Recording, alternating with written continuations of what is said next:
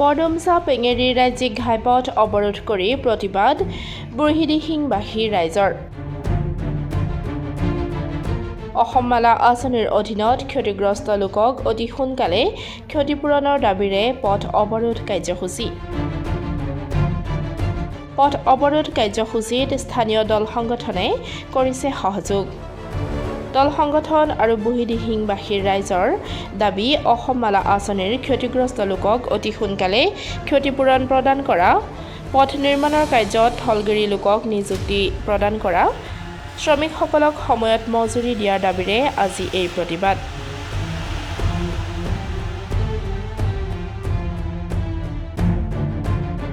প্ৰথমে আমি আচলতে ক'ব লাগিব যে অসম মালা ৰাস্তাটো সুদূৰ সুন্দানৰ পৰা ৰৌবাৰীলৈকে এতিয়া যিটো বনাবলৈ লৈ আছে সেইটো কাৰণে প্ৰথমতে আমি চৰকাৰক ধন্যবাদ জনাব লাগিব আৰু ৰাস্তাটো অতি শীঘ্ৰে হ'ব লাগিব। কিন্তু তাৰ সমান্তৰালভাৱে আমি আজি এইটো ক'ব বিচাৰিছোঁ যে সুন্দানৰ পৰা ৰৌবাৰীলৈকে যিখিনি ক্ষতিগ্ৰস্ত অসম মালাৰ পথ নিৰ্মাণৰ কাৰণে যিখিনি পৰিয়ালৰ ক্ষতি হৈছে সেই ক্ষতিগ্ৰস্ত পৰিয়ালসকলক আজি তাৰিখলৈকে অসম চৰকাৰে প্ৰাপ্যখিনি প্ৰদান কৰা নাই। যিখিনি ক্ষতিপূৰণ সেইখিনি ক্ষতিপূৰণ প্ৰদান কৰা নাই। আজি আমি ৰাইজ আৰু আমাৰ বিভিন্ন দল সংগঠনে আজি প্ৰতিবাদ কাৰ্যসূচী আৰম্ভ কৰিছোঁ যে অতি সোনকালে যিসকল ক্ষতিগ্ৰস্ত পৰিয়াল এই ক্ষতিগ্ৰস্ত পৰিয়ালসকলক ক্ষতিপূৰণ প্ৰদান কৰিব লাগিব।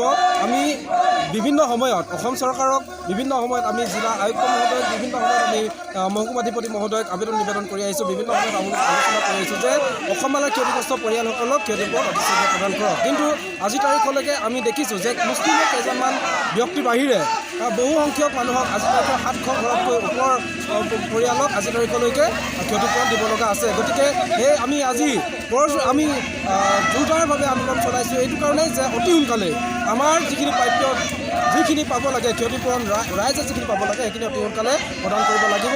আৰু আমি আজি এই আন্দোলনথলীৰ পৰা অসম চৰকাৰৰ মাননীয় মুখ্যমন্ত্ৰী ডাঙৰীয়াক জনাব বিচাৰিছোঁ, তিনিচুকীয়া জিলা আয়ুক্ত মহোদয়ক জনাব বিচাৰিছোঁ যে অতি সোনকালে আমাৰ যিখিনি প্ৰাপ্য আমাৰ পৰিয়ালৰ যিখিনি প্ৰাপ্য ক্ষতিপূৰণ সেইখিনি অতি সোনকালে প্ৰদান কৰিব লাগিব।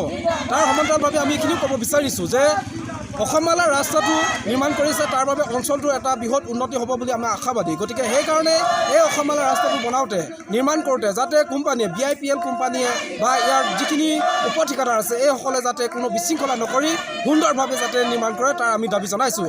আমি বিভিন্ন সময়ত শুনিবলৈ পাইছোঁ যে অসম মালা নিৰ্মাণ কৰাৰ সময়ত বিভিন্ন ধৰণৰ বেমেজালিৰ সৃষ্টি হৈছে। গতিকে আমি দাবী জনাইছোঁ যে অসম মালা ৰাস্তাটো নিৰ্মাণ কৰিব লাগিব। ছেকেণ্ড কথা যে অতি সুন্দৰভাৱে নিৰ্মাণ কৰিব লাগিব আৰু অতি সোনকালে নিৰ্মাণ কৰিব লাগিব।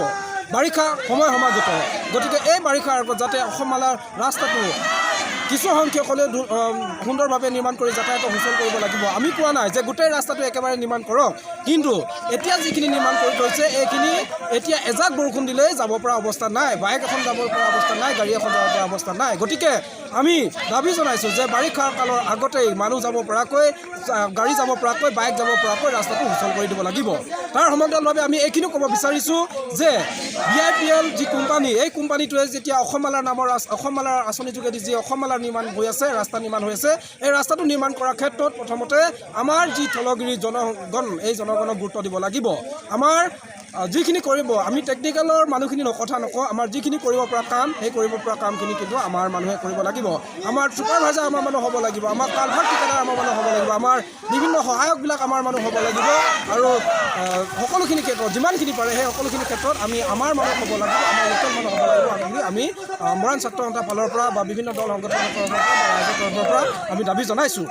গতিকে পুনৰবাৰ মই ক'ব বিচাৰিছোঁ অসম চৰকাৰ মাননীয় মুখ্যমন্ত্ৰীক আমি পুনৰবাৰ ক'ব বিচাৰিছোঁ যে অসম মালাৰ অধীনৰ যি ৰাস্তা নিৰ্মাণ হৈ আছে ইয়াত যিখিনি ক্ষতিগ্ৰস্ত পৰিয়াল আছে এই ক্ষতিগ্ৰস্ত পৰিয়ালসকলক অতি শীঘ্ৰে ক্ষতিপূৰণ প্ৰদান কৰক।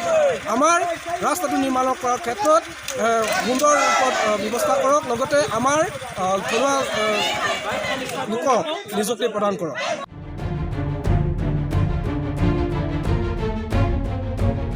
Bureau' report, Democratic Assam.